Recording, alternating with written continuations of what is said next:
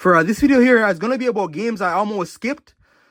So games I almost skipped, passed on, and yeah. So like I did one of these last year, so this is I guess like a part 2 type video. So the first one here now is gonna be SmackDown versus Raw 2008. So this is a game because I didn't know anything about wrestling. I was probably 12, 13 years old. I didn't know anything about wrestling, right? But I saw this game and I was looking for more PSP games. At the time, I didn't have a lot of PSP games, so I thought I might as well try this one out.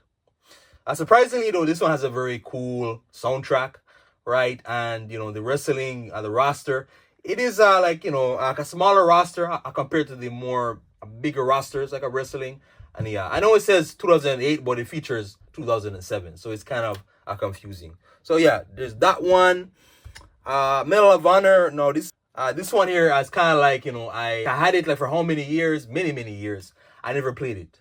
I never actually played it until last week. I started playing it and said, okay, this is pretty cool. It reminds me a lot of those, of some of those Call of Duty campaigns, very suspenseful action warfare. And yeah, but I was almost gonna sell it. I'm like, say, okay, what's the point? I have so many shooting games, right? And this was 2010. So this is Medal of Honor 2010. So this one features, well, and the setting is you're in Afghanistan, I believe, and it's like, and yeah, but yeah, there's that one. The same thing there, like with Siphon Filter and Dark Mirror. Now, I was skeptical of buying this one because I played Omega Strain. I did not like Omega Strain at all because the controls are so confusing. Very confusing. But Siphon Filter Dark Mirror, right? Like I'm happy I picked it up because I also enjoyed Logan Shadow. And yeah, I like the different visual modes you get, right? What is it? Infrared, night vision, ultraviolet mode, and yeah. Right below is gonna be Mafia Definitive Edition. I almost skipped this one. I almost didn't even buy it because I didn't like. So I played. There was a demo many years ago. There was a demo, and this was a 2020 game or 2019 game. I believe there was a demo. I played it and said, okay, I don't like these controls. I do not like these. Not controls. I don't. The mechanics felt very weird, and I don't know. There's something about the game felt off. Now I played the game again.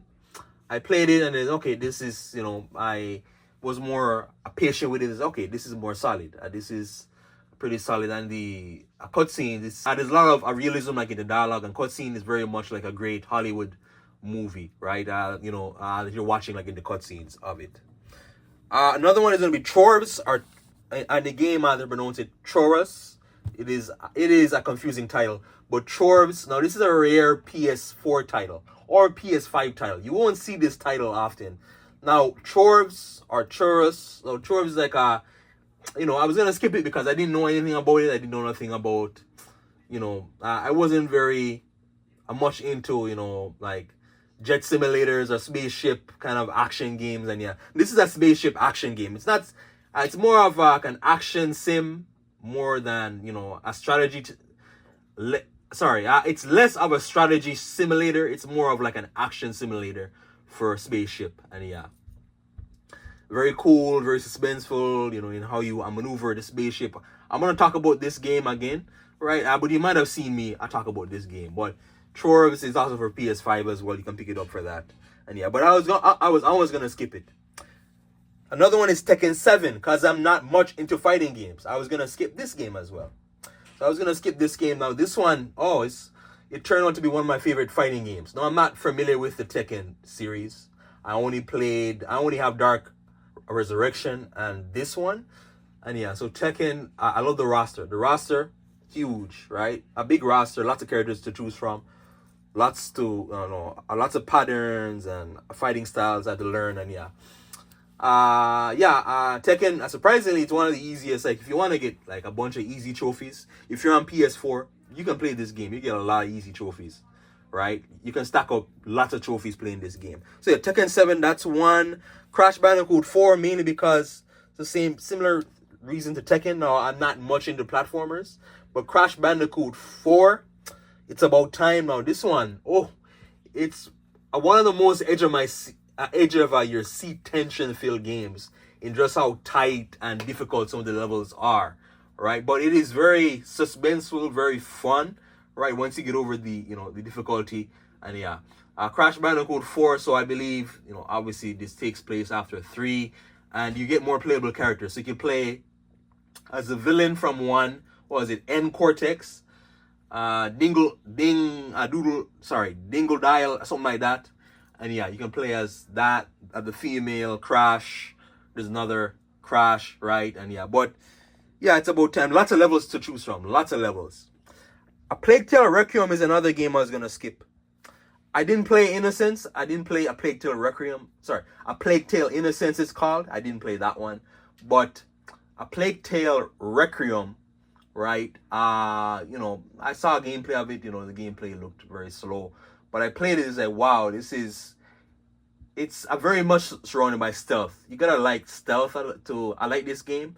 But I like the use of fire and the rat swarm. The rat swarms are dangerous in the game, and fire basically protects you from the rat swarm. And yeah, what is it? It's like a medieval France. It's like a medieval France setting, I believe it is, or medieval England, one of those. But yeah, I like the unique setting. I like games that take place like in the past, right? A very cool architecture, the visual style of the game, the voice acting, right? The dialogue, and yeah. But yeah, A Plague Tale Requiem, that's another one. I almost skipped. I was almost gonna skip it, and it is now for a good price. PS5 games in my area, they're expensive. Like I rarely buy them, but it is now. This game is 2 years old, so it is a better price game now. Last one's gonna be Devil May Cry 5. So Devil May Cry 5, I was gonna skip the game. Now, Devil May Cry was one of the demos I played that really intrigued me, right? No, I didn't know anything about Devil May Cry before I played this game. So I didn't know anything I wasn't familiar with the franchise.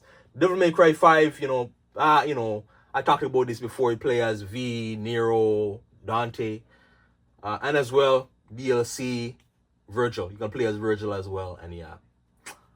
Bloody Palace, whoa, man. Once you get to Bloody Palace, the game gets very fun.